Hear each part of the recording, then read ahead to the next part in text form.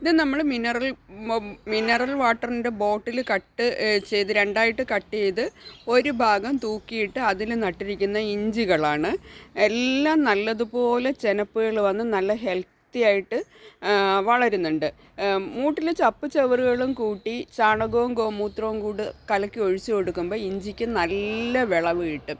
Easy ആയിട്ട് നമ്മുടെ അടുക്കളത്തോട്ടങ്ങളിൽ നമുക്ക് ധാരാളം ഇഞ്ചി വിളവെടുക്കാൻ കഴിയും. ഇപ്പോൾ നമ്മളിങ്ങനെ ഹാങ്ങിങ് പോട്ട്സുകളിലൊക്കെ നടുമ്പോൾ നമുക്കങ്ങ് വ്യാവസായികാടിസ്ഥാനത്തിൽ ചെയ്യുന്ന കൃഷി പോലെ അങ്ങ് വലിയൊരു വിളവ് കിട്ടിയില്ലെങ്കിലും നമ്മുടെ അടുക്കളത്തോട്ടങ്ങളിൽ നിന്ന് നമ്മുടെ കുടുംബത്തിലെ ആവശ്യത്തിനുള്ള ഇഞ്ചി ധാരാളം കിട്ടും. ഇത് കണ്ട ധാരാളം ചെനപ്പുകളും വരുന്നുണ്ട്. അപ്പം നമ്മുടെ ഇഞ്ചി കൃഷി ഞാൻ പോട്ട്സുകളിൽ പല രീതിയിൽ ചെയ്തിരിക്കുന്ന വീഡിയോസ് നമ്മുടെ ചാനലിലുണ്ട് കേട്ടോ.